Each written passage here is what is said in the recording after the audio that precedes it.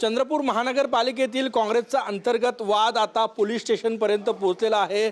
वडेट्टीवार गटाच्या काही नगरसेवकांना अडवून त्यांना धमकावण्यात आलं, शस्त्र दाखवण्यात आले आणि किडनॅपिंगचाही प्रयत्न झाल्याचा आरोप जो आहे तो काँग्रेसचे चंद्रपूरचे माजी शहराध्यक्ष रामू तिवारी यांनी केलेला आहे। काय प्रकरण झालं नेमकं? नाही, आमचे 19 नगरसेवक सहलीला पुणे गेले होते। तिथून ते काल सकाळी वर्धा मार्गे नागपूरला येत होते। तर काही सकाळी 6 वाजता एक 500 स्कॉर्पिओ गाडीने 25-30 लोक आले आणि त्यांच्याजवळ चाकू होते, लाठ्या होती आणि ते सरळ आमचे नगरसेवकची बस होती त्याला थांबवून आतमध्ये घुसले, गाडीची चाबी घेतली आणि जबरदस्ती ते महिलासोबत भांडणे करून की हे यांच्याशी बोला, त्यांच्याशी बोला, नाही तर आमच्यासोबत चला, नाही तर आम्ही तुम्हाला उठून घेऊन जाऊ, हे सर्व प्रकरण झालं। आणि 2 मिनिटात एक पोलिसची गाडी आली म्हणून ते सर्व पळाले। हे पूर्ण प्रकरणाने अपहरणचं प्रकरण होतं आणि किडनॅपिंगचं प्रकरण होतं। पण तिथले किडनॅपिंग करायचं होतं तुमच्या नगरसेवकांना? आमचे नगरसेवक जे होते त्यांना किडनॅपिंग करण्याचं होतं। त्यांना कोण करणार होतं? आता ते जे दुसरे गट आहेत त्यामधले लोक असतील, नानोरकर गटातले होऊ शकते।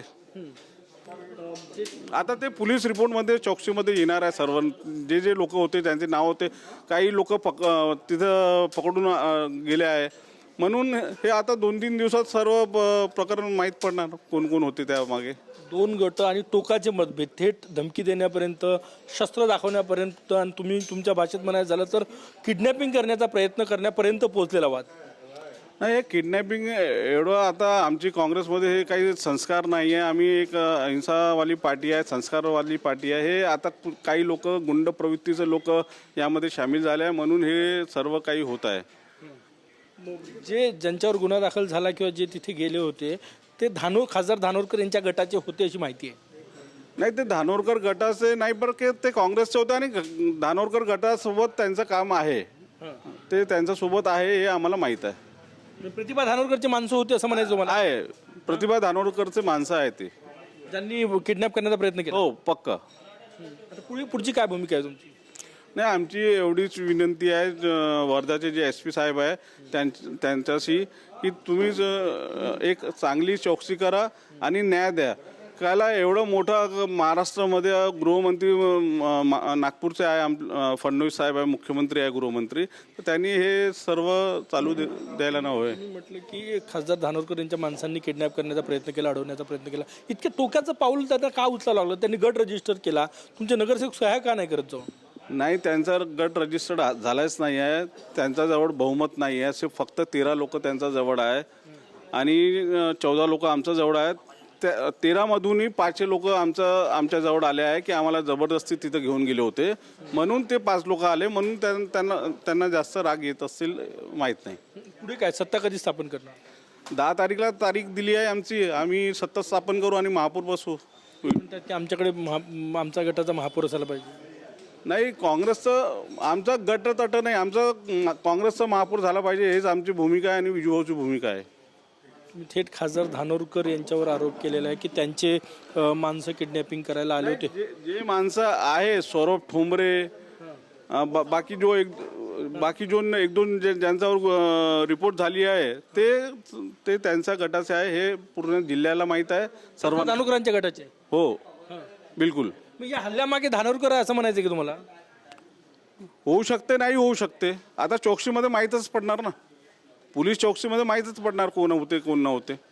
हे नगरसेवक पळवल्यामुळे कोणाचा फायदा होतो, कोणाला नुकसान होतं हे स्पष्ट आहे चित्र। नाही, काय आहे, त्यांच्या गटामध्ये पण काही गुंड प्रवृत्तीचे लोक आहे, त्यांना असं वाटतं की आम्हीच काँग्रेस झाल्यावर, तर होऊ शकतं की त्यामध्ये काही गुंड जे प्रवृत्तीचे लोक ते स्वतः करत असतील हे कामे की आम्ही काँग्रेसचे मोठे नेता आहो, आम्ही हे आहोत, होऊ शकते। आता चौकशीमध्ये माहीतच पडणार ना। आता काय मागणी काय आहे तुमची? नाही, आमची एकच मागणी आहे माननीय मुख्यमंत्री आणि गृहमंत्री की याची चौकशी झाली पाहिजे। हे जे काल झालं त्यामध्ये जे सेक्शन लावले आहे तिथले PI ना, ते एकदम किरकोळ आहे, त्याची चौकशी जाणून त्यावर अपहरणचा गुन्हा दाखल झाला पाहिजे। खासदारांवर नाही ना? जे कोणी कारवाई केली असतील, जे कोणी हे अपहरणचं हे केलं असतील। तुमच्या बोलण्यात आलं की खासदार धानोरकरांचा गट होता, तर खासदार धानोरकरांवर कारवाई व्हायला पाहिजे असं म्हणायचं आहे का? जे कोणी हे केलं असतील त्याच्यावर कारवाई झाली पाहिजे असं माझं बोलणं आहे. फक्त जे कोणी असतील, जे गुन्हेगार तर असतील, असेल ते कोणी असो, कोणी कोणताही मोठा नेता होतो, कोणताही छोटा कार्यकर्ता हो, त्याच्यावर कारवाई झाली पाहिजे.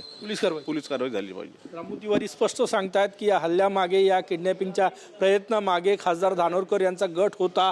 पोलिसांनी चौकशी करावी, मुख्यमंत्री देवेंद्र फडणवीस यांनी चौकशी करावी आणि दोषी कोणी असो, मग त्या धानोरकर असेल तर त्यांच्यावरही कारवाई करावी अशी मागणी त्यांनी केली आहे. कॅमेरामॅन सचिन सयामसह गजानन उमाटे, TV9 मराठी, नागपूर.